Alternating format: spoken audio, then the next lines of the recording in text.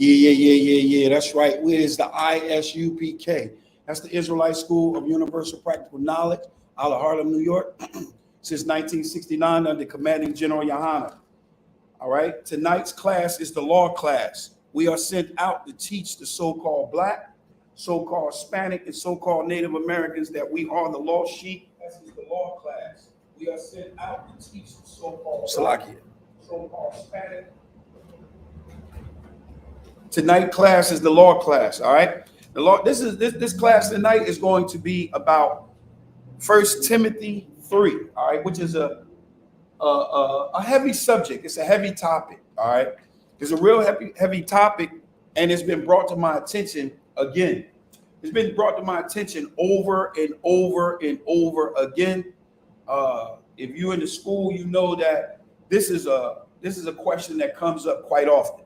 Well, what about 1 Timothy 3 and 2, right?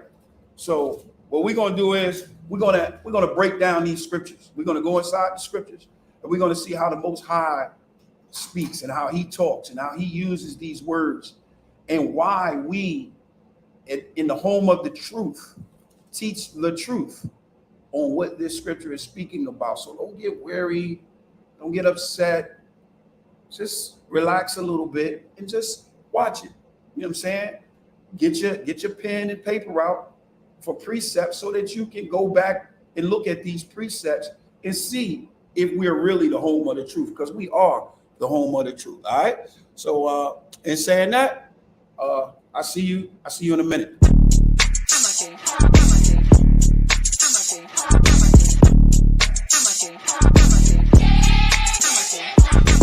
Get down here to class, 1232 North King Street, Wilmington, Delaware. Shalom, Lord Christ, to my brothers and sisters, man. Y'all need to come down to 1232 North King Street, where the truth resides, man. ISUPK, Delaware.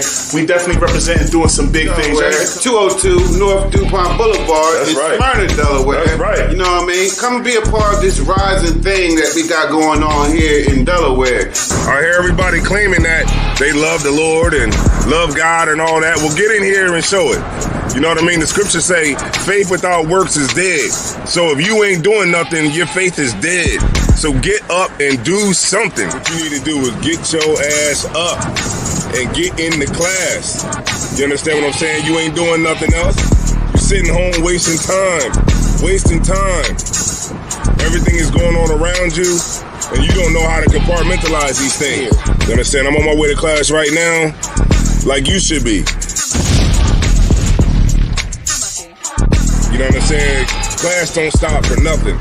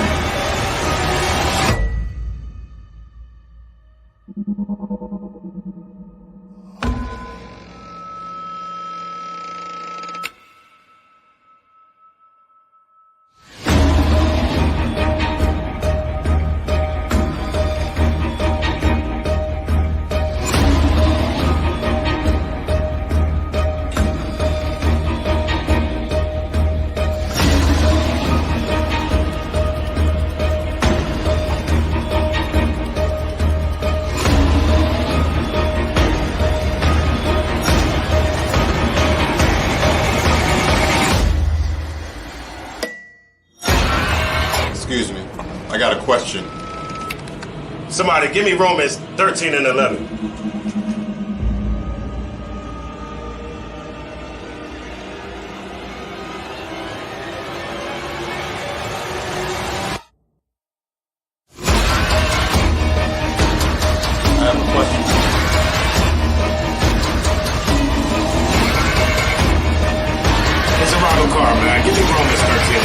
Khan, this is the book of Romans, chapter 13, verse 11. And that, knowing the time, that now it is high time to awake out of sleep. Brother, you need a water? Thank you.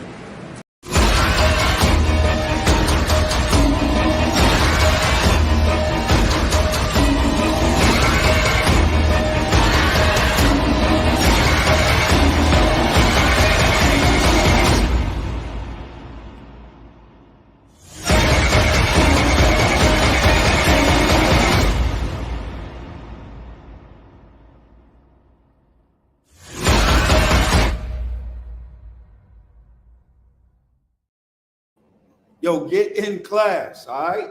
Listen, if you in Delaware, right? If you in Delaware South, on the other side of the St. George's, right?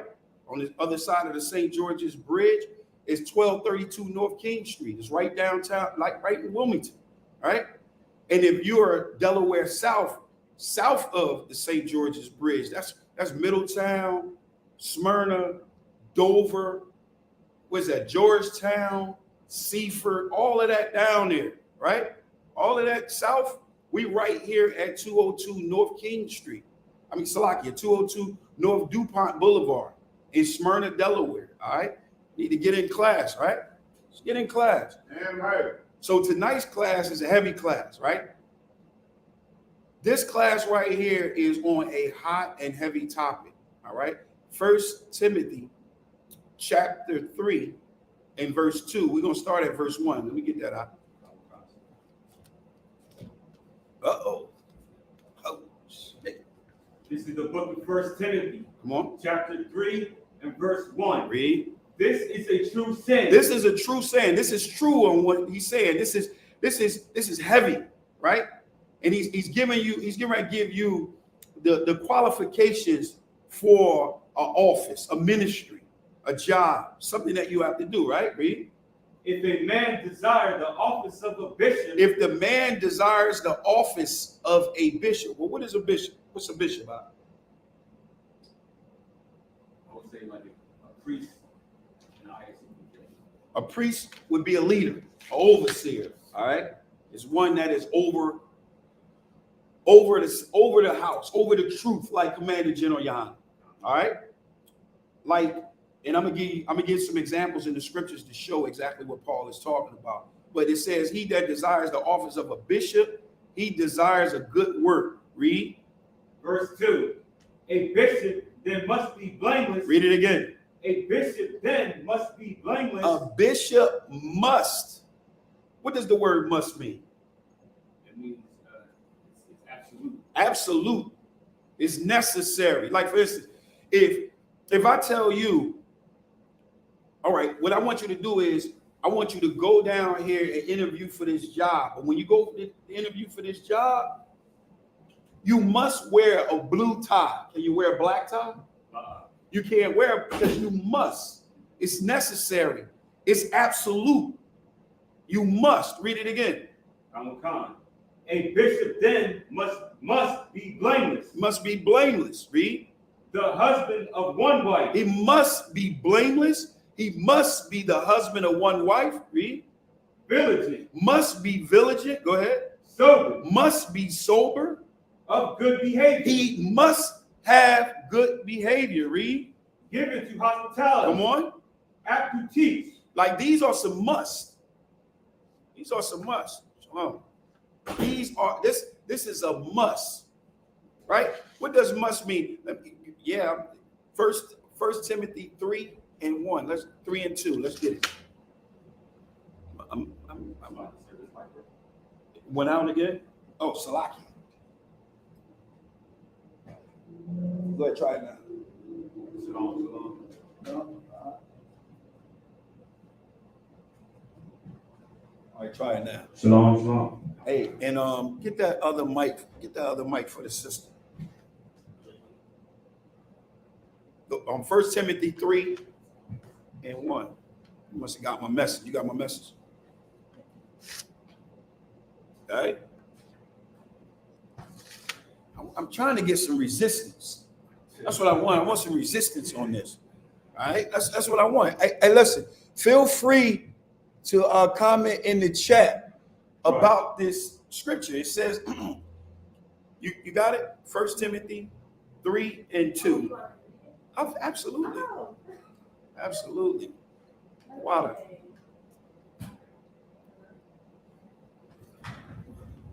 Okay, go ahead. No? Well, I can't. Go ahead, give it a mic.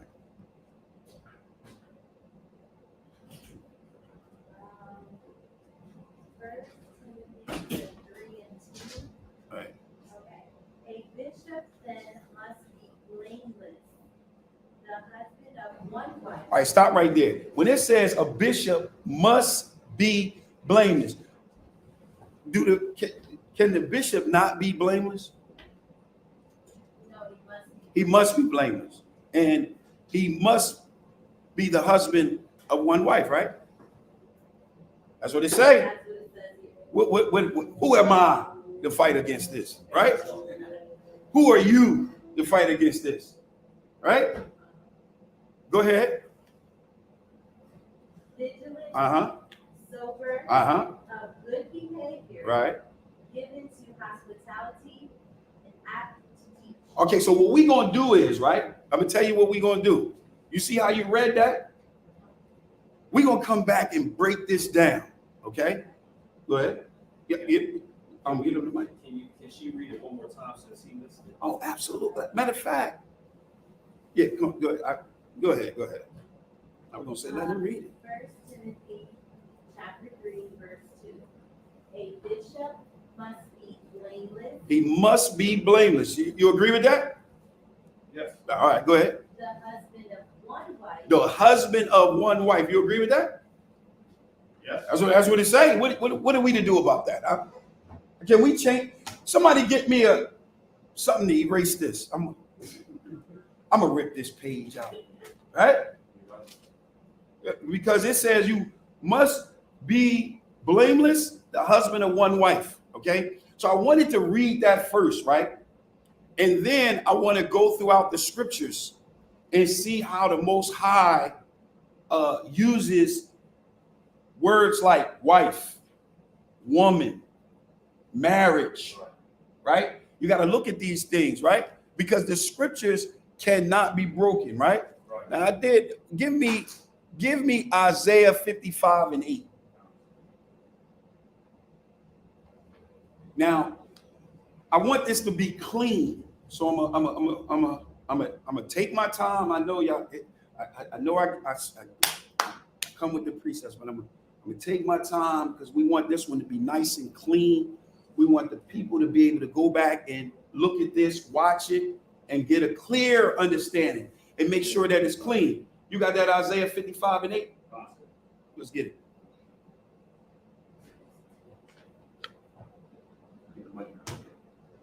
It went out again?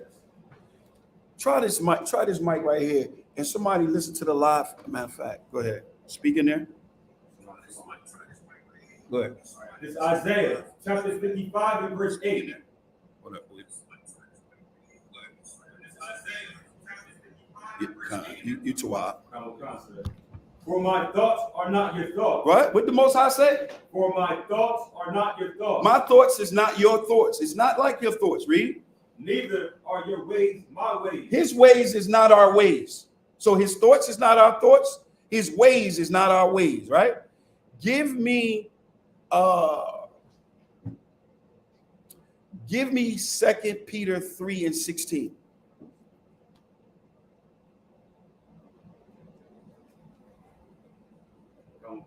Read. This is 2 Peter chapter 3 and verse 16. Come on. As also in all his epistles. Now, this is speaking about Paul's epistles. Who wrote Timothy? Paul wrote it. Paul wrote it. So now let's see and take a glimpse into Paul's writings. Read his epistles. Read. In which are Give him the precept again. 2 Peter chapter 3 and verse 16. Read. As also in all his epistles. In what? Some of his epistles. All his epistles. No. Just in Corinthians and Romans. In all his epistles. In all his epistles, including the book of Timothy. Read. Speaking in them Come on. of these things, in which are some things hard to be understood. No. They're easy to be understood because I can read English. This is in English. It's easy. Don't say that. Read it again. In which are some things hard to be understood. So these things in his epistles, according to the scriptures, is hard to what? To be understood. It's hard to be understood. Read. Which they that are unlearned. They are what? Unlearned. They are unlearned. Read. And unstable. They are unlearned and they're unstable. Read. Rest, as they do also the other scriptures. In all the scriptures. They wrestle with all the scriptures. All of them.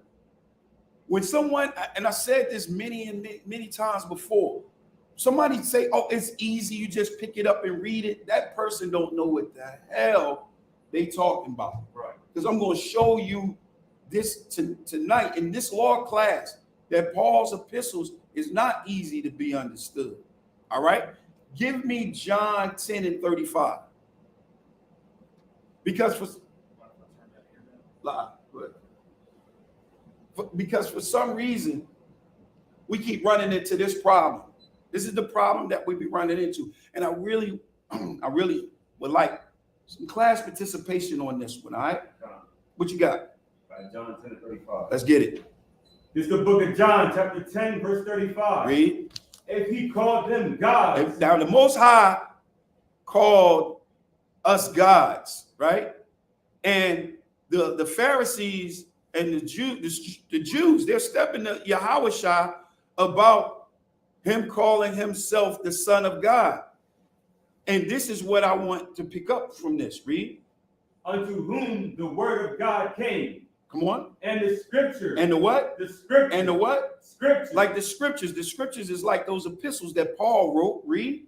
Cannot be broken. Cannot be what? Broken. They can't be broken. The scriptures don't contradict themselves. Right. It just don't do it. But we just read that it said that he must be blameless, the husband of one wife. Give me Exodus 21 and 10. We talk about. No. See? Told you. Let's get it. Exodus chapter 21 and verse 10. Read. If he take him another wife. If he what? If he take him another wife. If he take him another wife. Read. Her food, her raiment, and her duty of marriage shall he not diminish. Oh, okay. So wait a minute. Now here we read in the law that the Most High said if a man take another wife, right? Well, we just read that you must be the husband of one wife. Right. But here it's talking about taking on another wife, right?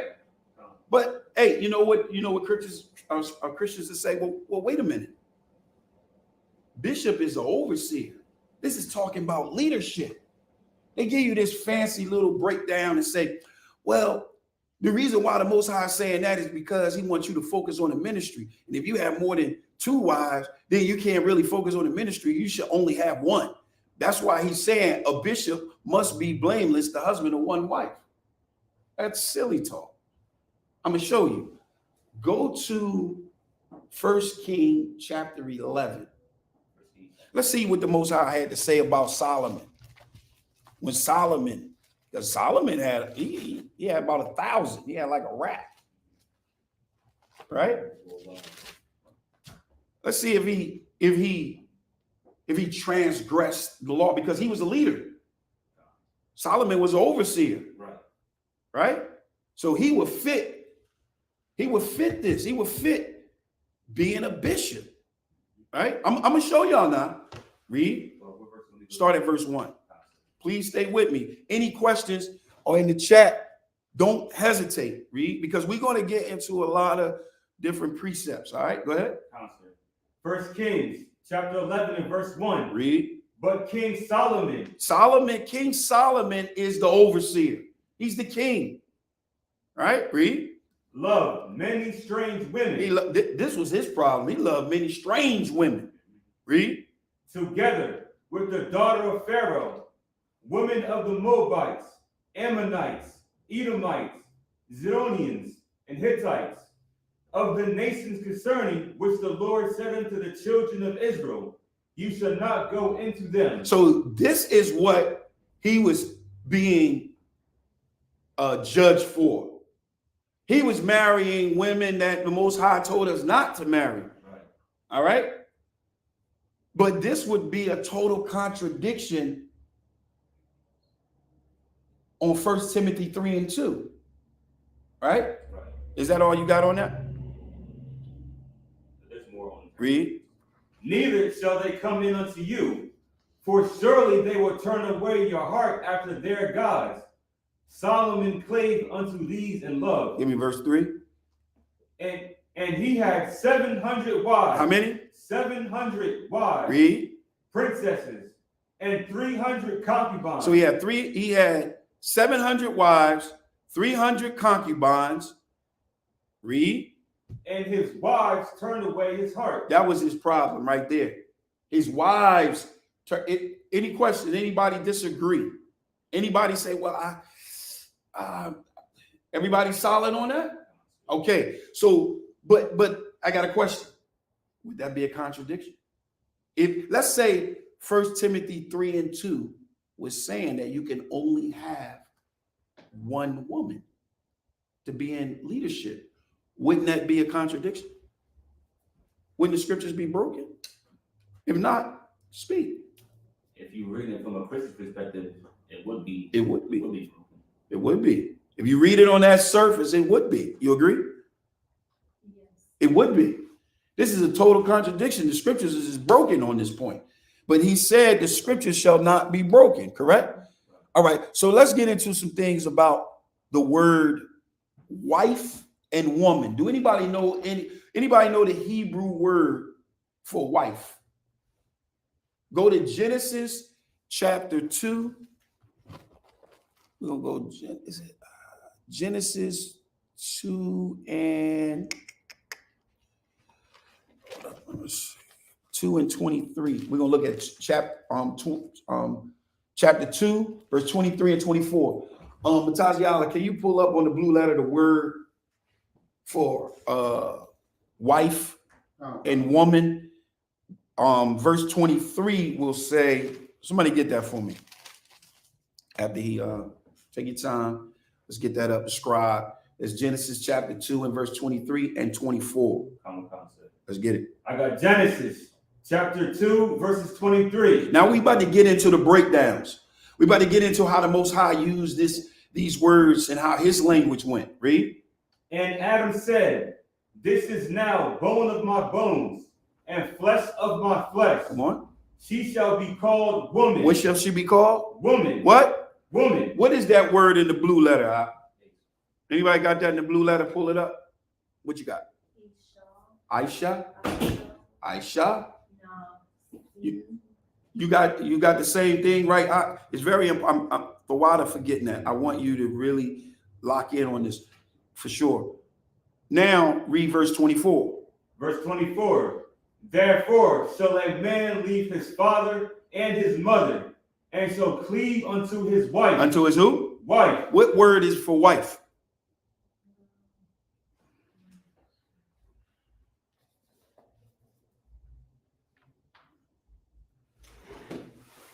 Wife is Hebrew, Ishal. So it's the same word. Sheen. It's the same word. So the same word for wife and woman is the same word. What does that mean? Now you have to understand. I'll give you an example. Whenever the word for God, right? The word for God, that word is used, that word is used for God, angels, man. How would you know which God is talking about? Everything is based on what? Context. Everything is based on context in the Hebrew. The vocabulary was much smaller. As time went on, of course, our vocabulary expanded. Does that make sense, right? Right. Our vocabulary expanded. So now you got a one word for woman and wife. So now it's all about the context. That's very, very, very, very, very important. Context is everything. Now let me ask y'all a question. Was the Most High married? With Khan. Huh? Yes. He was? Who was he married to? It's people Israel. Can you prove that? I gotta find the scriptures here. All right, I'll give it to you. Anybody got it off the top? Let me see. Genesis. Go to Jeremiah 3:14. Now, what we about to do is we about to look at the word woman. We about to look at the word wife. We about to look at marriage. We about to look at divorce in the Old Testament. Why would we look at these things in the Old Testament to try to get an understanding of 1 Timothy 3:2? Why would we do that? I'm gonna tell you why. What was you about to say? To establish the law. That's true. That's true. It's always to establish the law. So the scripture can't be broken. For the scriptures can't be broken because we see a break here. We see a contradiction here. There's no contradictions in these scriptures, but here is a contradiction. So now we have to go in and we have to examine it. Give me Jeremiah 3:14. Common concept.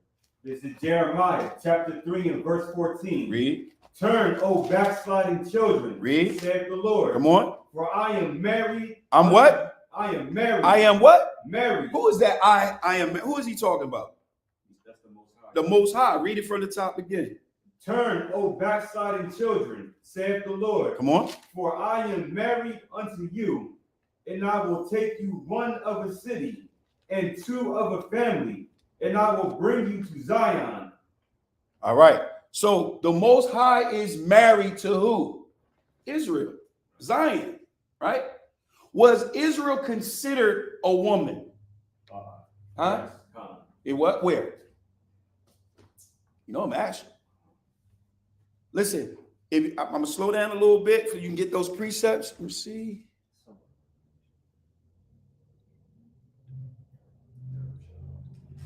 Good. You will fully understand this verse, but stay with me. Stay with me, Kana. Stay with me. What you got? Give me Ezekiel. What I asked you for? I'm quoting Jeremiah chapter 3 and 14. Okay, so you already showed that he was married. Yahweh was married to the church, right? Yes. To Israel, right? Give me Ezekiel 23:2. Ezekiel 20. I was going to go to this one.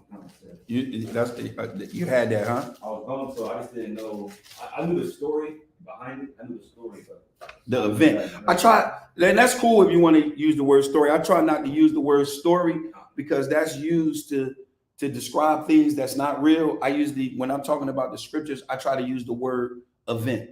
This is the event that took place. You know what I'm saying? Because it takes that whole mysticism off. Go ahead. This is Ezekiel chapter 23 and verse 2. Start at verse 1. Verse 1. Read. The word of the Lord came again unto me, saying, Son of man, there were two women, the daughters of one mother, and they committed whoredoms in Egypt. They committed whoredoms in their youth. There were their breasts pressed, and there they bruised the teats of their virginity. Read verse 2 again. Son of man, there were two women. So there were two women. Those two women represent the house of Judah and the house of Israel. All right, read. The daughters of one mother. Who is that one mother?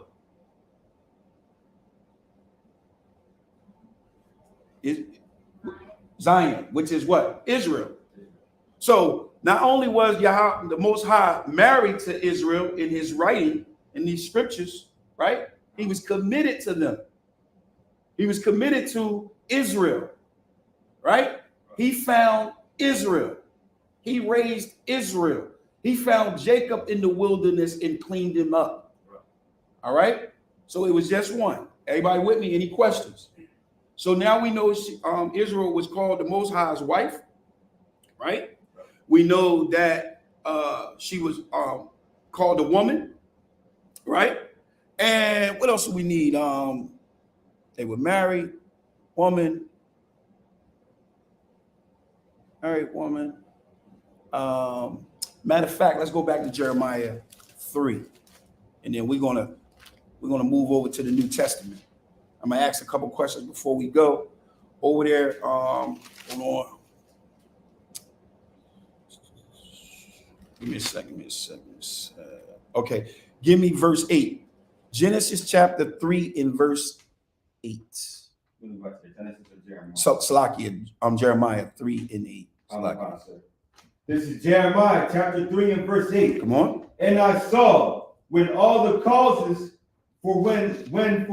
causes whereby backsliding Israel committed adultery. They did what? Committed adultery. So when one commits adultery, what that means that they are committed in a marriage already with the Most High. And now they're going after other nations. They want to be like other nations. All right, read. I had put her away. He had done what? Put her away. So the Most High had put her away. It was a conflict between the two. It was a conflict. But because of the promise to Abraham, Isaac, and Jacob, the Most High stayed faithful to Israel. Right? Even though he put them away, but he brought them back. He had mercy on Judah. What you got? I was going to say that's heavy. That's all. You know what I mean? That the Most High kept his promise. Right. This is why we see it over and over again. The promise to Abraham, the promise to Isaac, the promise to Jacob, right? The promise to David, because they were faithful. They did not commit adultery. They were faithful. It was the children. It just said it. It was the children that committed whoredom in their youth. The children, right? Because we are the children of the Most High Power. Would that be correct? All right, so now I want to give another scripture, and then we're going to go into the New Testament, and we're going to move a little closer to 1 Timothy 3 and 2. Give me Genesis 37 and 9. We're going to go back now to the woman. What is the word for woman and wife the same? In the Hebrew, right? Okay. All right. Good.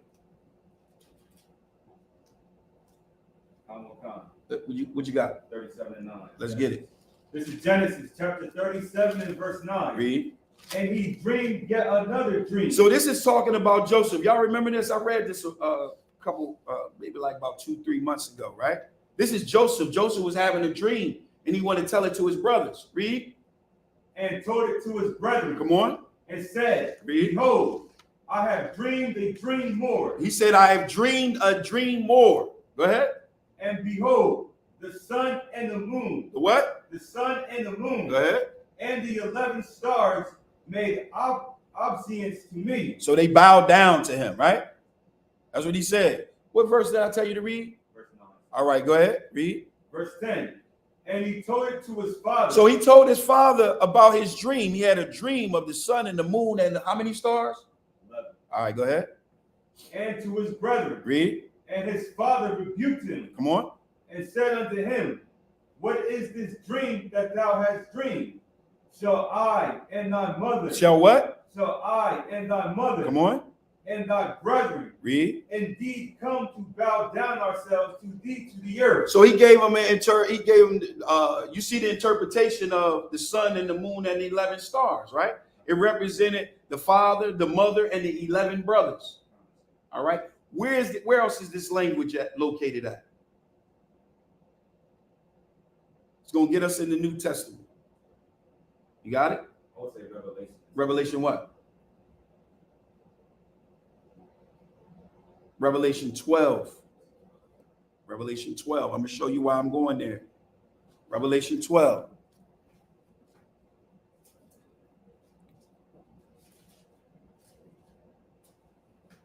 Now, since you're going to be my Hebrew for tonight, he's going to read this, and I want you to tell me something when he read it. I want you to give me the word for woman. All right? Read. Sorry, verse 1 said? Yes, Khan.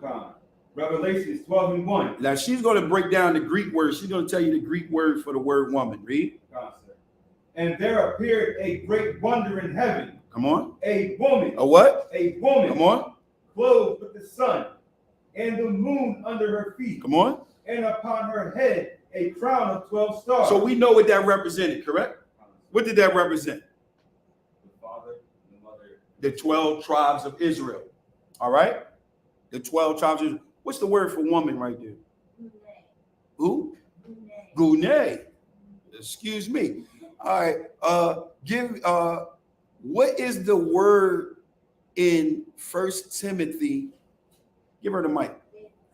1 Timothy 3:2. The Greek word. We in the Greek now.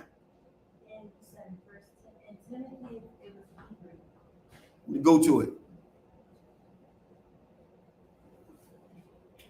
This is very, very important to understand this, right?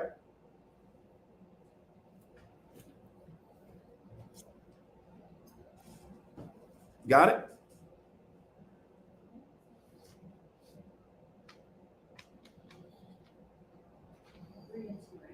Three and two.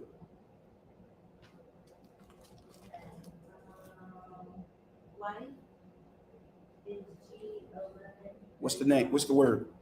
Wife. For wife. Is G1135, which is Gune. So it's the same word. Ain't that something? So it's the same word in Greek too. So now what that tell you? We got to do the same thing. We gotta put everything in context. Now listen, very, very carefully. In understanding the book of Timothy is a little different from the other epistles that Paul wrote, because this was considered an overseer book, a pastoral book. You ever heard that before, sir? That the book of Timothy was like a pastoral book. It tells you the how a pastor or a shepherd should operate the house of the Most High Power. All right, this is some language, right? But we're gonna break this down, so don't panic. Understand, in the Greek, the Hebrew word for wife and woman is the same. So now it all goes down to what? Context, right? Context. So read 1 Timothy 3:2 again.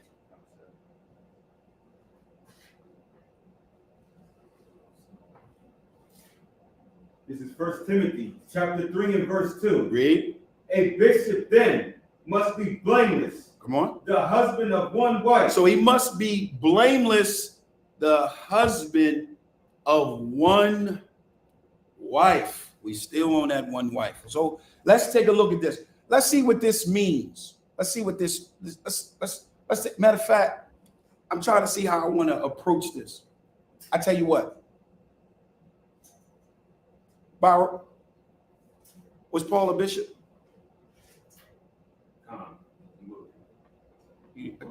I mean, do I got a yay or no? How many? What I got? Come on, I need you in it. I need you in there. He was apostle. He wasn't a bishop. He wasn't an overseer. He was apostle. You say overseer? That's a leadership position. Okay, so we got two overseers and 2 apostles. All right, let me try this one then. Maybe this one will be cleaner. Was Yahushua, was he married? Did he have one wife? Nah, he wasn't. Did he have any kids? Did he have any kids? Was he married? Did he have any kids?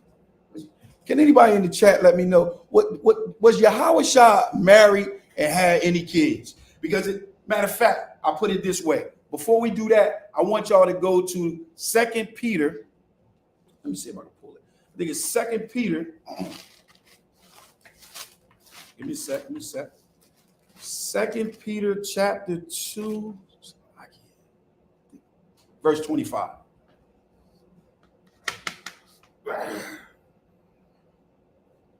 Remember, we want to understand into this because now it looks like the scriptures are broken. Go ahead. 2 and 25. First Peter 2 and 25. Salaki. That was a hipper. You know I do the hip shots. Go ahead. This is 1 Peter chapter 2 and verse 25. Read. For ye were as sheep going astray. You were a sheep going astray. Read. But are now returned unto the shepherd and bishop of your souls. Now let me ask you a question. Who is this talking about? No, not you. Salaki. Call the young man behind you. Who in that you saw that script, that precept he just pulled? 1 Peter chapter 2 and 25. Read that. For ye were as sheep going astray. Who is he talking about right there? Talking about Israel. Go ahead. But are now returned unto the shepherd Mm-hmm.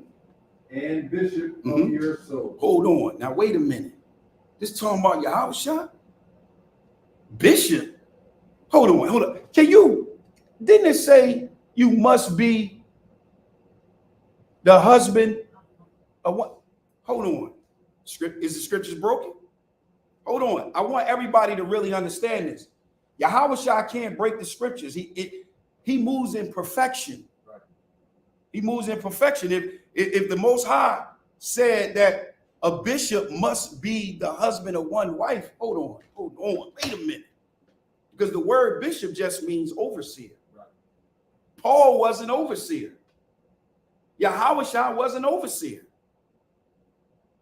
So what we're going to do is let's take a look at Yahweh's wife and his children.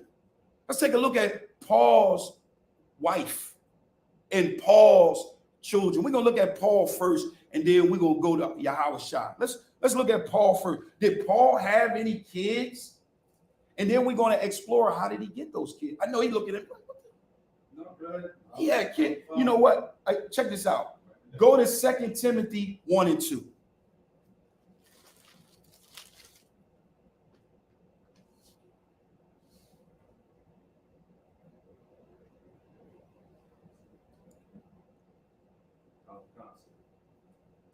Salakia. Matter of fact, Salakia. Go to 1 Timothy. No. That's to why. Go ahead. This is 2 Timothy chapter 1 and verse 2. To Timothy. To who? To Timothy. To who? Timothy. Go ahead. My dearly beloved son. Oh, wait a minute. Paul got kids? All Paul's scriptures can lead to your destruction. Right. Read it again. They think I'm playing, Paul. They think I'm joking. Read. To Timothy. To who? To Timothy. Paul is writing this to who? Timothy. Go ahead. My dearly beloved son. Oh, wow. My dearly beloved son. Give me Titus 1 and 4. Titus 1 and 4. Scott, I don't know what's going on here.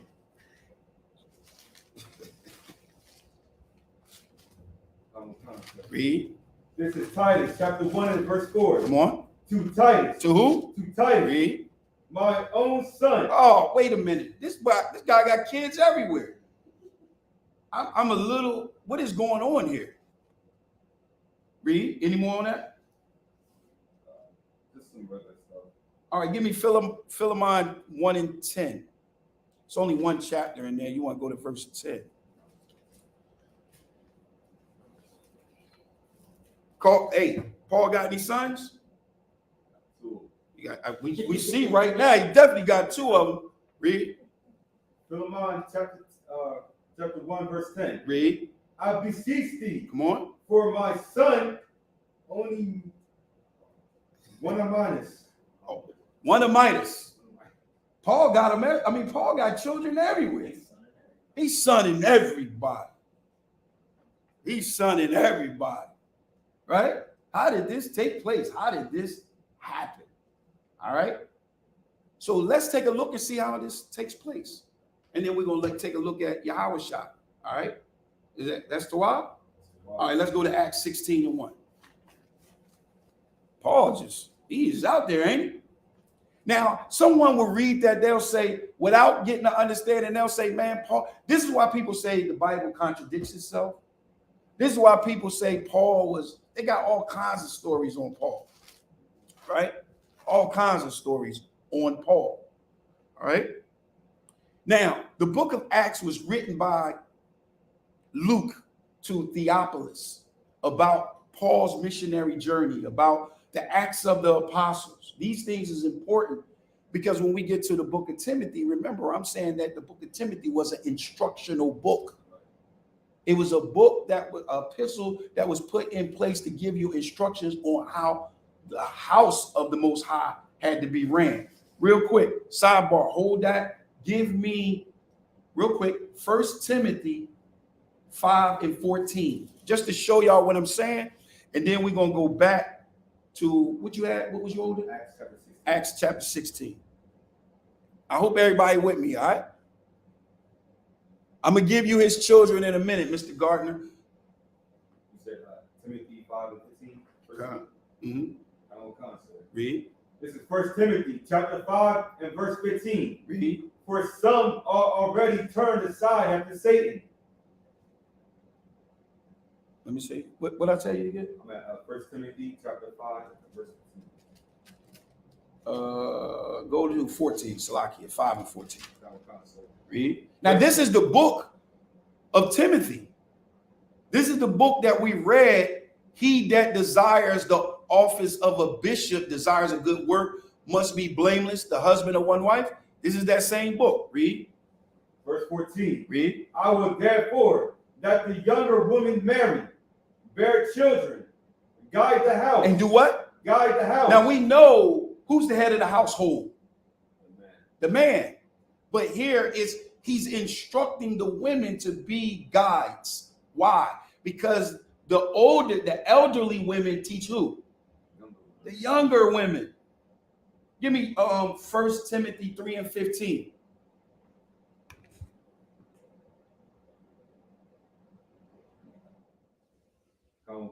Read. 1 Timothy chapter 3 and verse 15. But if I tarry long, that thou mayest know how thou ought to behave thyself in the house of God, which is the church of the living God. Is the what? The church of the living God. So the book of Timothy, read it again. But if I tarry long, come on, that thou mayest know how thou oughtest to behave thyself. How you ought to behave yourself where? In the house of God. Where? The house of God. That's what the book of Timothy is about. Now, someone in the chat said, Mr. Gardner said, well, what about Paul's children? You ain't got none of Paul's children. Anybody got something for Paul's children? Galatians. Who wrote the book of Galatians? Paul. Let's see. Galatians 4 and 19. So we saw his sons, right? Now we're going to see his children. Read. Galatians chapter 4 and verse 19. Read. My little children. Come on. Of whom I travail and birth again until Christ be formed in you. What did Paul say? Read it again. My little children. My who? Little children. So now Paul got children. He got sons. He's running the apostleship. He's running that house. He's running this house. He's running his house. He's his ministry. Paul is married to the truth. Right. That's his wife. I'm going to show you how he get his children. I'm going to show you how he give birth. Because Commander General Yohana did the same thing to me. Did the same thing to brothers here in this school. We heard it and we said, wow, he sunned me. Give me Acts 16. Let's get it. Let's get it. Acts 16. We're going to start at Acts 16:1. Let's see how Paul did this. Acts chapter 16 and verse 1. Read. Then came he to Derbe and Lystra, and behold, a certain disciple. Hold on. Now he called Timothy his son. This is when he met Timothy. It's a difference. At this time, Timothy was a disciple. That's the first thing you become, is a disciple. What is a disciple? Someone that works under you. Someone that works under you. Give me a better. When did Yahushua go and tell the apostles when he saw John, when he came and saw Matthew, what did he say? What did he say? Follow me. Follow me. followers of Christ. That's a follower of Yahweh Shai. So now he's just meeting Timothy for the first time right here. And he's saying he's meeting this young disciple. He about to convert. He about to bring this boy into the body. He's about to bring him into this one body. Let me tell you something. The reason why this is not a popular teaching, because it teaches unity. It teaches oneness. It teaches that everybody got to be under Moses. It teaches everybody got to be under Paul. It teaches everybody got to be under Yahweh Shai. It teaches oneness. One body, one spirit, one baptism. So here in Acts chapter 16, Paul is meeting Timothy for the first time, and he's a young disciple. Read. Named Timotheus, the son of a certain woman, which was a Jewess, and believed, but his father was a Greek. He was a what? But his father was a Greek. His father was a Greek. Get that dictionary right there, the Zondervan. It's on the second shelf, right there. Up. You see it right there, right by your right hand.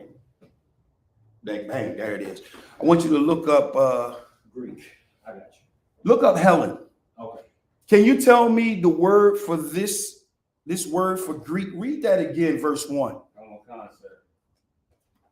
Acts 16, verse 1. Read. Then came he to Derbe and Lystra, and behold, a certain disciple was there. Come on. Named Timotheus, which is Timothy. Go ahead. Go ahead. The son of a certain woman. So he's a son of a certain woman. Paul ain't married to this woman. They didn't have Timothy. He meeting this brother. Like when I met Commander General Yahana, or when I met General Mahyman. General Mahyman really, whoa. I thought I was going down there to challenge him, boy. He probably don't even know. I always say this story. He didn't know. I just went in there and got taught. But go ahead, read. Which was a Jewess and believed, but his father was a Greek. So the father was a Greek. Was the father a Greek, a white man? What was it? Hold up. You know what he was? You know? What's the word for Greek? Is Helen. It's Helen. Read you got that definition for Helen? Read. It's very important to understand that Paul's father, Timothy's father, was Hellenized. Right. He like you're Americanized. He was Hellenized. He believed in the Greek culture. He believed in the Greek language. He followed after the Greeks. So now we're going to go to the Bible dictionary and read the definition for Helen. You got it? Read. This is the Zondervan Compact Bible Dictionary. This is page 223. The definition for Hellenists: Jews who made Greek their tongue. That's Tawab. Jews that made Greeks their tongue and also took on the culture too. Greeks, Salakia, and with it, adopted Greek ideas and practices. Just like an American. Or just whatever country you want to today on the buffet, you can be. You want to you want to be Russian, you want to be German, you want to be Chinese, whatever you want to be. But the fact is that means that you were Hellenized or Americanized or whatever-nized. That means that you started following after their language, after their culture. That's what it's all about. That's what this salvation is all about. This salvation is all about coming back to remembrance and coming back home and returning back to your culture, back to your language, back to who you are. All right. So Paul's Timothy father was Greek. Read. Verse 2, which was well reported of by the brethren that were at Lystra and Iconium. So everyone knew. Read. Him would Paul have to go forth with him, and took and circumcised him because of the Jews which were in those quarters, for they knew all that his father was a Greek. Everyone knew, like I said, everyone knew that his father was Hellenized. Everyone knew that his father was not following after the culture of his own people. He was not following the constitution of the Bible, which is the Most High's laws, his statutes and his commandments. I got you after you're done. Hold on. Put your hand there. I got you. Go ahead. And as they went through the city, As they what? Went through the city. Read. They delivered them the decrees for to keep. They delivered the decrees for them to keep. This is how Paul was going throughout getting these sons. Read. That were ordained of the apostles and elders which were at Jerusalem. Come on. And so were the churches established in the faith and increased in number daily. So the church increased daily. So now a Christian is say, see, this is talking about everybody. This is talking about the church. Can someone give me a precept for church? Anybody in the chat? No? Okay, I'll give it to you. Acts 7:38. Acts 7:38. Very important. Very important to establish who is the church, because this language was redefined, right? Go ahead. Sorry, Acts chapter 7 and verse 38. Read. This is he that was in the church in the wilderness, with the angel which spake to him in the Mount Sinai. Who is this talking about? Do I give him the mic? Read it and break it down. Acts chapter 7, verse 38. Come on. This is he that was in the church in the wilderness. In the church in the wilderness. If the church is only for the New Testament, what is this talking about, the church in the wilderness? Read. With the angel which spake to him in the Mount Sinai, and with our fathers who received the lively oracles to give unto us. All right, so what is that? What is the church? The church is the congregation of Israel. Is Israel. And the person is Moses. It's the called out ones, right? And the person is Moses. So that's the church. So now when you go back and you read Acts chapter 16 and verse 5, and it says, and and so were the churches established in the faith, all right, and increased in numbers daily. So it says it was established in the faith. So let's see what type of sons these are. 2 Timothy 1 and 2. This is going to sum up Paul's sons, Paul's children, Paul's house, Paul's ministry, Paul's faithfulness. Read. The book of 2 Timothy, chapter 1, verse 2. Read. To Timothy, my dearly beloved son. Come on. Grace, mercy, and peace from God the Father and Yahushua. Is that 2 Timothy 1 and 2? Yes, 2 Timothy chapter 1, verse 2. Hold on for 1 second.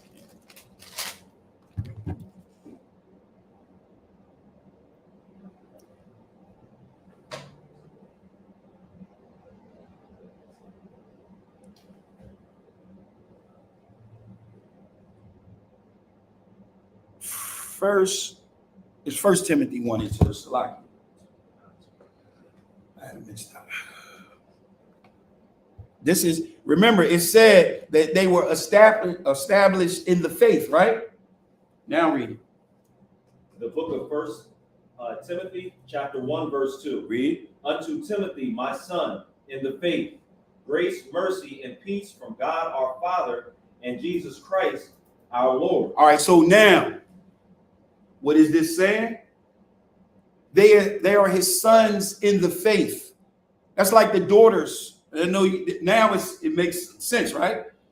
You have daughters in the faith. Commander General Yohana has daughters in the faith. He has sons in the faith. Paul, same thing. Paul has sons in the faith. He had a ministry that he was faithful to. What was his ministry? He was the apostle up to the Gentiles. He was married to that. He was faithful to that. Are we married to Yahushua? Let's get to Yahushua now. Any questions on Paul?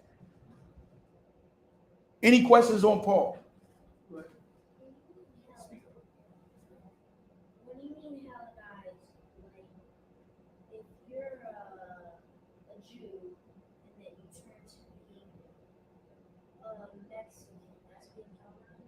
Okay, in a sense, yes. It's not being Hellenized, it's being Mexicized. But they're starting to take, what it means is you're taking on someone else's culture. Hellenized means you're taking on the Greek culture. All right, but that was you do have a clear understanding of it because the way you're using it is correct. All right. All right, so now let's deal with Yahushua. Was Yahushua married? Well, are we married? Now, I want y'all to go to 2 Corinthians 11 and 2. 2 Corinthians 11 and 2. We tawaba.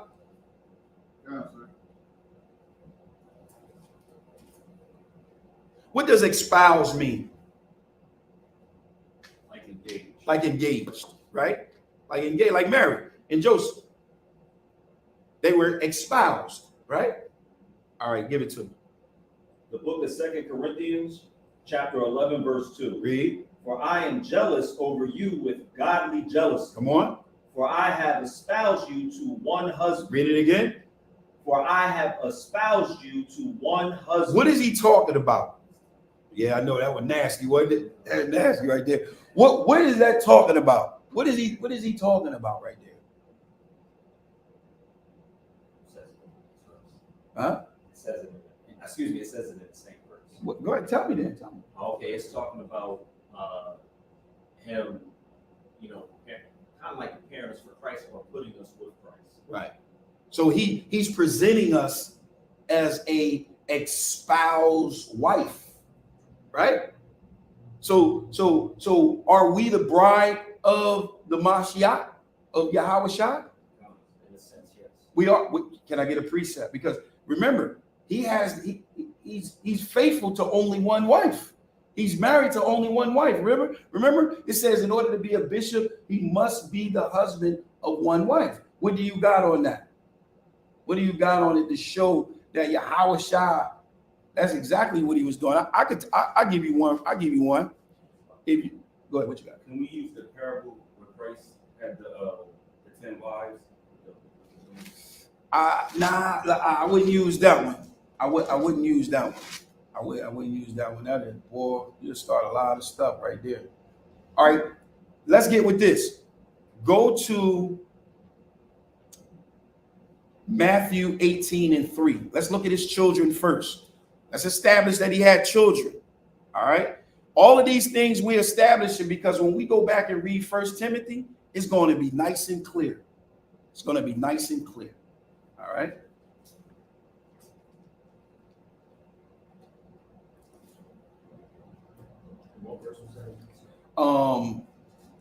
Matthew 18.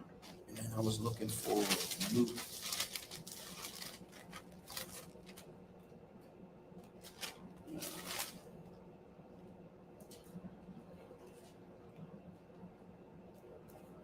You got it? Anybody got it? 18 and 1. Read. The book of Matthew, chapter 18, verse 1. At the same time came the disciples unto Yahushua, saying, who is the greatest in the kingdom of heaven? So he's asking the question, who is the greatest in the kingdom of heaven? Read. And Yahushua called a little child unto him.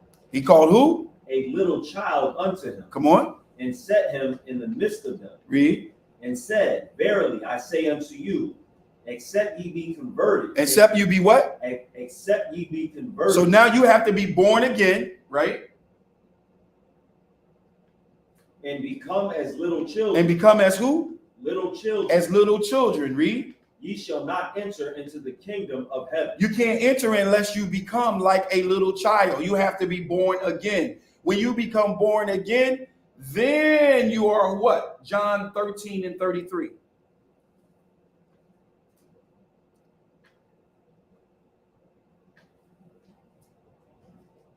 The book of John, chapter 13, verse 33. Read. Little children, yet a little while am I with you. What do you call them? Little children. Come on. Yet a little while am I with you. Ye shall seek me. And as I said unto the Jews, whither I go, ye cannot come. All right. That's it. So now I say to you. All right. So he calls them little children. Where's that precept at where it talks about the Most High, Yahushua going and prepare? I go to my father's house. I go to my, what is it? Is it John? 14.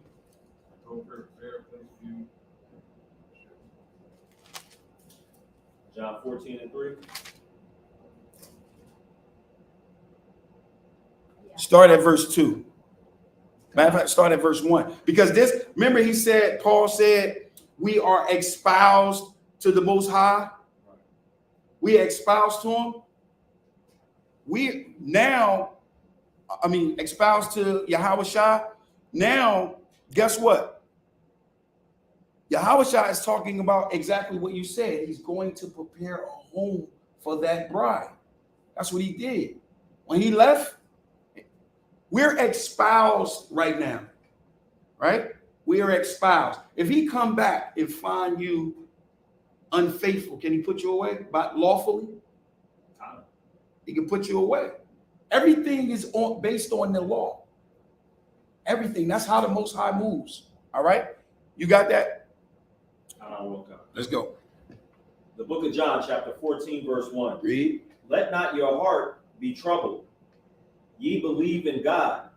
Believe also in me. Come on. In my Father's house are many mansions.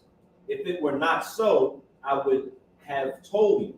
I go to prepare a place for you. I do what? I go to prepare a place for you. So he go to prepare a place for you. Because when he returned, what's going to happen when he returned? Anybody? There we go. That what's going to take place? A marriage is going to take place. What's that? Revelation. I think that's Revelation.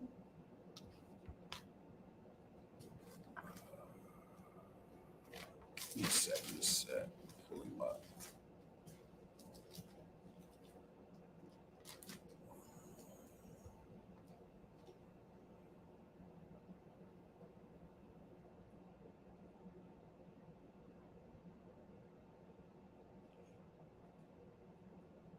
Is Revelation.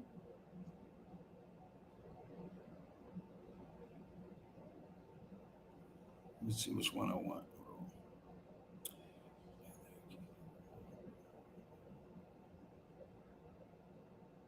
Go to Revelation 21 and 2. Revelation 21 and 2 and Revelation 21 and 9. The book of Revelation, chapter 21, verse 2. And I, John, saw the holy city, New Jerusalem, coming down from God out of heaven, prepared as a bride, adorned for her husband. So he's going to prepare a home for us, prepare a place for us, all right? A place of rest for us. And he's going to come back. Verse 9. Verse 9. And there came unto me one of the seven angels which had the seven vials, full of the seven last plagues, and talked with me, saying, Come hither, I will shew thee the bride, the Lamb's wife. The who? The Lamb's wife. The Lamb's wife. All right. Who's the Lamb's wife? Who's the Lamb's wife? Israel. Israel. So is he married? In a sense, yes. He's married. Do he got any? Do Yahushua got children? He got children. He got sons. He got all of that. So what is he faithful to? The truth. He's faithful to the truth. Scriptures cannot be broken. They cannot be broken. Did Yahushua have a house? Did Moses have a house? Did Paul have a house? Let me show y'all how this house thing go. Because it says you must be able to rule your own house and your children, right? Go to Hebrews 3. Now we're getting ready to get to Timothy and we're going to read it. We're going to read it and get a clear understanding. We're going to apply these things that we learn and we're going to apply it. So we're going to go to Hebrews 3. You're going to start at verse 1. The book of Hebrews, chapter 3, verse 1. Come on. Wherefore, holy brethren, partakers of the heavenly calling, consider the apostle and high priest of our profession, Christ Jesus. All right, so we know who he's talking about. He's talking about Yahweh Shai. Read. Who was faithful to him that appointed him. Who he was faithful to the Most High who appointed him. Read. As also Moses was faithful in all his house. Just like Moses was faithful in his house. Moses had a house too, and they ain't talking about his crib. It's talking about the house of Israel. Read. For this man was counted worthy of more glory than Moses. Talking about Yahweh Shai. Read. Inasmuch as he who hath builded the house hath more honor than the house. So it's talking about Moses had a house. Yahweh Shai had a house. Keep reading. For every house is builded by some man. Come on. But he hath, Salakia, he that built all things is God. Come on. And Moses verily was faithful in all his house, as a servant for a testimony of those things which were to be spoken after. So the house would be the people, the ministry. Moses was faithful. Paul was faithful. Yahweh Shai was faithful. One more, and then we're going to get to Timothy. Give me 1 Corinthians 3. 1 Corinthians, I'm going to tell you in a minute. I'm going to tell y'all. First, give me 1 Corinthians 3, and we're going to start at verse 10 through 13. The book of 1 Corinthians, chapter 3, verse 10. Come on. According to the grace of God, which is given unto me, as a wise master builder, I have laid the foundation. He has done what? I have laid the foundation. Read. And another buildeth thereon. Come on. But let every man take heed how he buildeth thereupon. Come on. For other foundation can no man lay than that is laid. So he's talking about building this house, putting in his work. This is why we say, come on down and put in your brick. Right? Read. Which is Yahweh Shai Mashiach. Come on. Now, if any man build upon this foundation gold, silver, precious stones, wood, hay, stubble, every man's work shall be made manifest. For the day shall declare it, because it shall be revealed by fire. By what? By fire. So it's going to be revealed by a judgment. Read. And the fire shall try every man's work of what sort it is. So this is talking about Paul building that house, being faithful to his house. So Paul had a house. One more, and then I promise, Salakia, we're going to get to Timothy. All right. Give me 1 Peter chapter 2.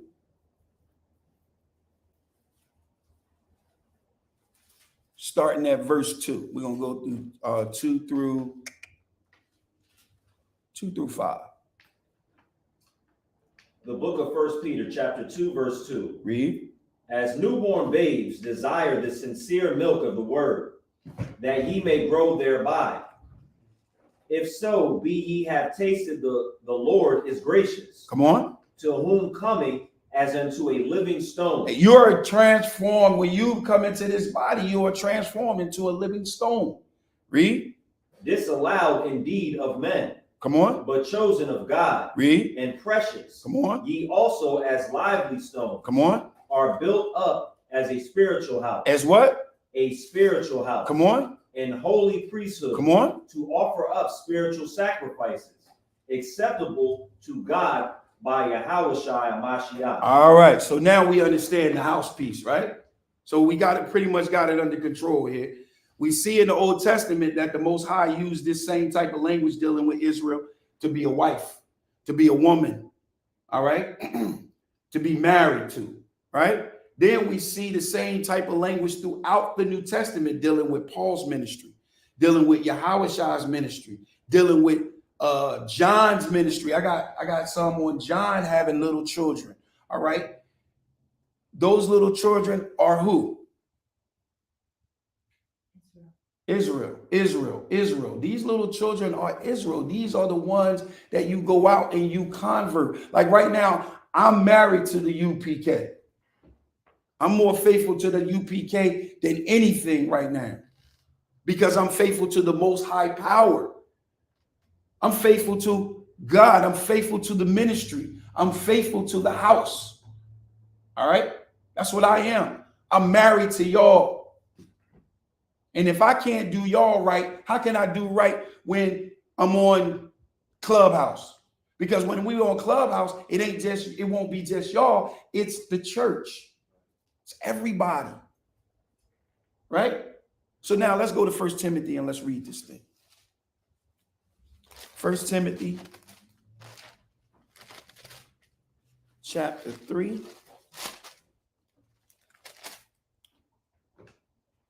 And verse 1. Let's break it down. The book of 1 Timothy, chapter 3, verse 1. Read. This is a true saying. If a man desire the office of a bishop, he desireth a good work.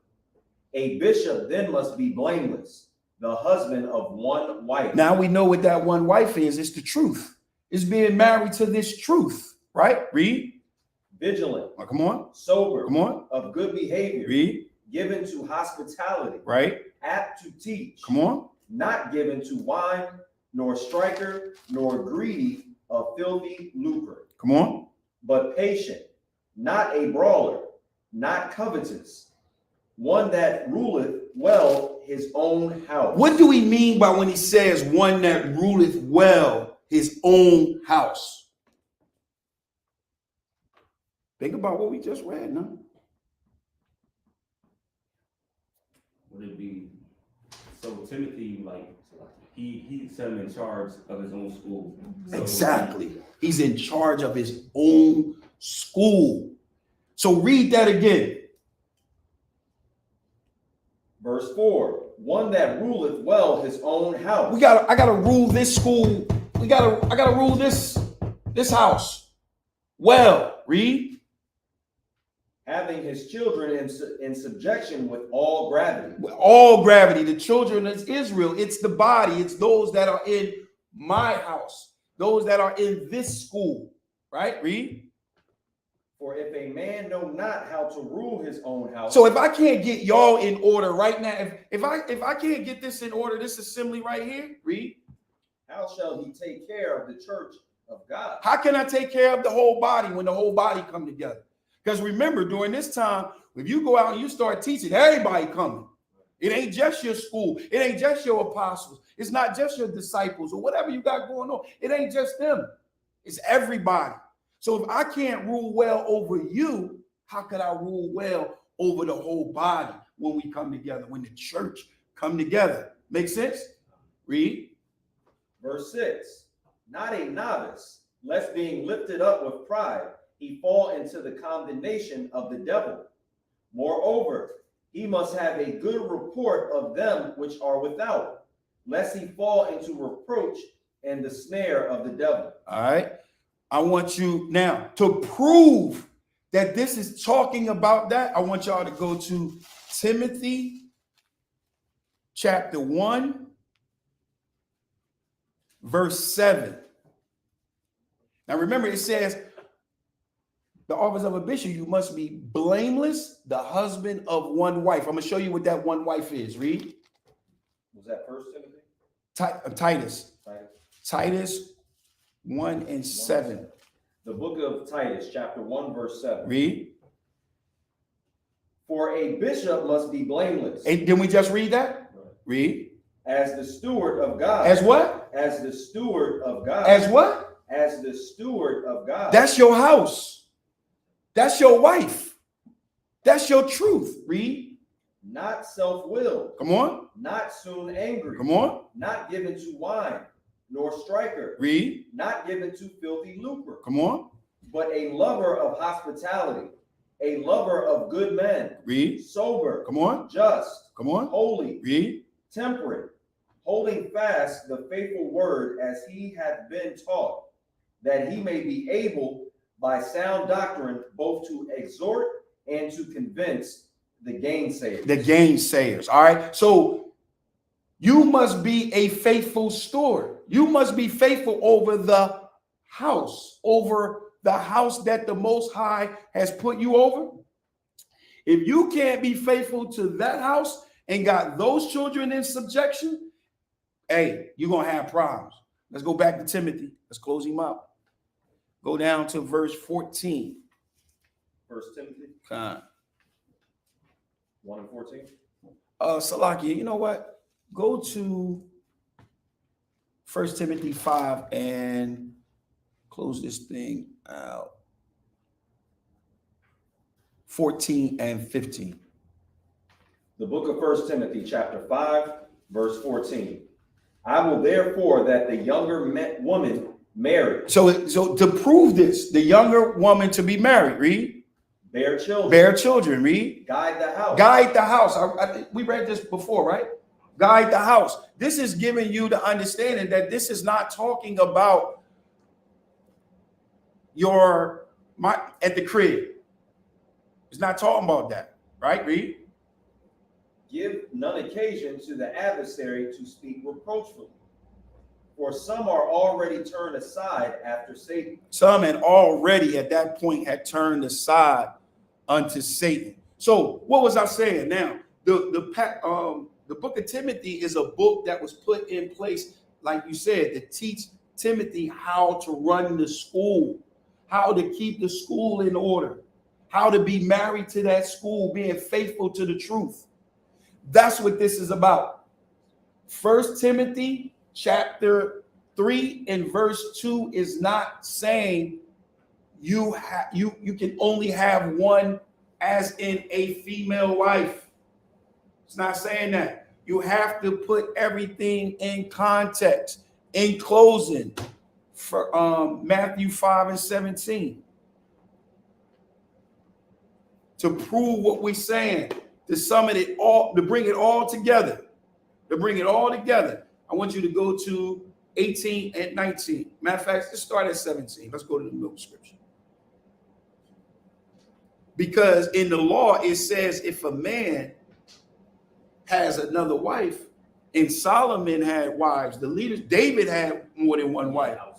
Yeah. So you can't tear down the script. You got to tear the whole Bible up if you was to take that and say that that's what that was talking about. All right. What you got? This is Matthew chapter 5 and verse 17. Read. Think not that I am come to destroy the law or the prophets. I did not come to destroy the law nor any of the prophets. Read. I am not come to destroy, but to fulfill. Read. For verily I say unto you, Come on. till heaven and earth pass, one jot or one tittle shall in no wise pass from the law, till all be fulfilled. Read. Whosoever therefore shall break one of these least commandments and shall teach men so. And teach men so, like teaching men that you can only have one wife. Read. He shall be called the least in the kingdom of heaven. What is he going to be called? The least in the kingdom of heaven. He's going to be called the least in the kingdom of heaven. Anything else on that? Come on. But whosoever shall do and teach them, the same shall be called great in the kingdom of heaven. That's what we do here in the school, Israelite School of Universal Practical Knowledge. One more. This is really one more. 1 Timothy 4 and 1. And this is what we're dealing with now. This is why this scripture is so misunderstood. The book of Timothy, 1 Timothy 3 and 2. This is why it's so misunderstood. Is because this right here, in these latter days, come spirits, seducing spirits and doctrines of the devil. You got it? You said 4 and 2? You can start at 1. 1 Timothy 4 and 1.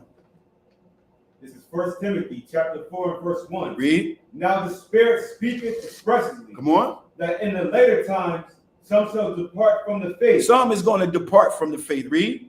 Giving heed to seducing spirits. Seducing spirits. You being seduced. You being fondled. Read. And doctrines of devils. Come on. And who? Doctrines of devils. So it's these are doctrines of the devil right here. Read. Speaking lies and hypocrisy. Come on. having their conscience seared with a hot iron. Your mind right now, you believe that 1 Timothy 3:2 is talking about a woman, a wife woman so much that your mind is like an iron that's left on the ironing board too long, and now it has developed a burnt spot. It just read that again, verse 2. Speaking lies and hypocrisy. Come on. Having their conscience seared. Read. With the hot iron. With that hot iron. Stained. Your brain stained. Your mind stained. You can't get it out your mind. You can't get that. Look, you know it's hard. You know damn well you can't get that burn mark off from the iron off the ironing board. You can't get that off. That thing is in there. Read. Forbidding to marry. Doing what? Forbidding to marry. Doing what? Forbidding to marry. When you tell someone that they can only have one wife, you are doing what? Forbidding to marry. You're forbidden to marry. Read. And commanding to abstain from meat. All of this is doctrines of the devil. Read. Which God hath created to be received with thanksgiving of them which believe and know the truth. But them that believe and know the truth. All right. So it is impossible, because the scriptures cannot be broken, that 1 Timothy 3:2 cannot be talking about your wife. Can't be. It's talking about my wife. Right. The truth, the school. Like, if you can't be faithful to this, we don't need you. If you're not ready to stand up, we don't need you. What you need to do is come in and get built up. Become a son in the faith of Commanding General Yohana under the Israelite School of Universal Practical Knowledge. That's what these scriptures are talking about when it talks about Timothy. Any questions? Any questions? Everybody solid? I thought that was a lot of information. Y'all good? Everybody, I really go real hard on the precepts, I know. But there's no questions online, no questions in the room. All right, we're going to pass the class over to Priest and Officer Mataziala.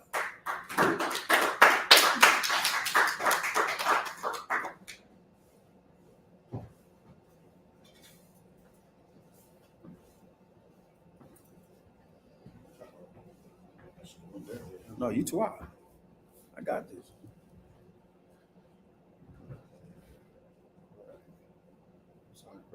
Isupk security announcements. Rules for new brothers and sisters. When a new brother or sister comes to the school, they are off limits for 6 months. They are to be saluted only. They are here to learn and judge themselves of the world. If they need transportation, the teacher will arrange it. After 6 months, if a brother or sister has an interest in a particular person, they are to seek counsel from the heads.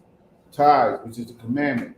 Numbers 18:21, Malachi 3:8-10, means 10th in Hebrew, Ma'ashera, 10% of every penny of any increase the Lord gives you.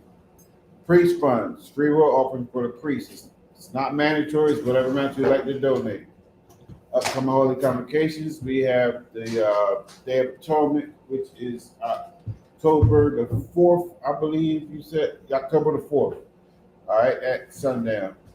I believe that will be in the Wilmington School. All right, so just be prepared for the location for that. The Day of Atonement means nothing is to pass through your mouth. All right, if you have medication you have to take, that's understandable. If you like medical reasons, that's you can do with that. Kids, whatever, pregnancy, stuff like that, you can do. But if you are able, you are not allowed to have anything. You are to afflict your soul for 24 hours. All right, no water, no food. All right, that's the Day of Atonement. That's October the 4th.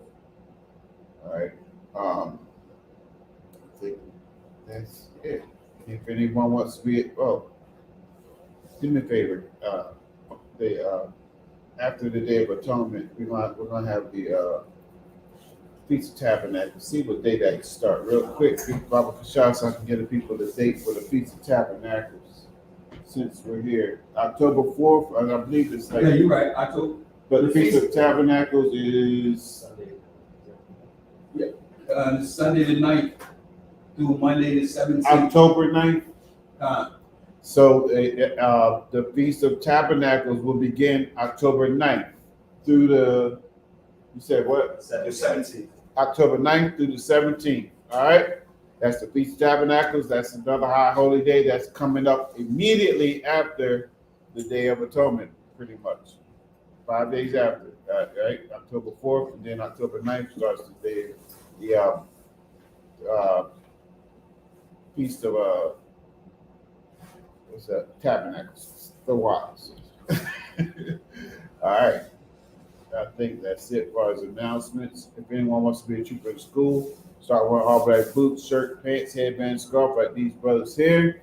With that being said, man, for Israel, Elijah, we'll give a courtesy salute. Israel, Elijah Shabbat, Elijah, Barak, Yahweh Hashem, Yahweh Shabbat, Thumb. Yazmatah, Sarge, need to turn, sisters, Margin, need to stand. We'll give the sister a courtesy salute.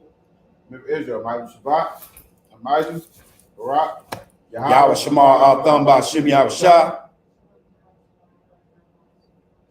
Yazmatah, class dismissed. Nothing needs to go downstairs.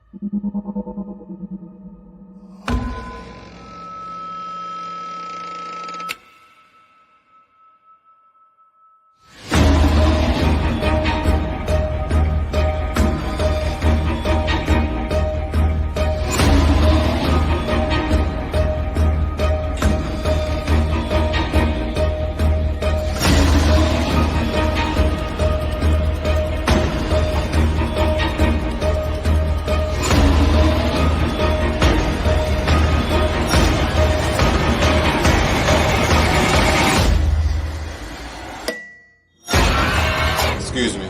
I got a question. Somebody give me Romans 13 and 11.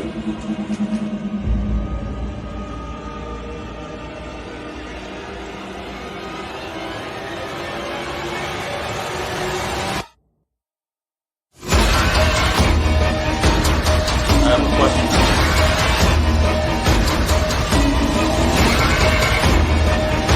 It's a Ronald car, man. Give me Romans 13 and 11. Khan, this is the book of Romans, chapter 13, verse 11. And that, knowing the time, that now it is high time to awake out of sleep. Brother, you need a water? Thank you.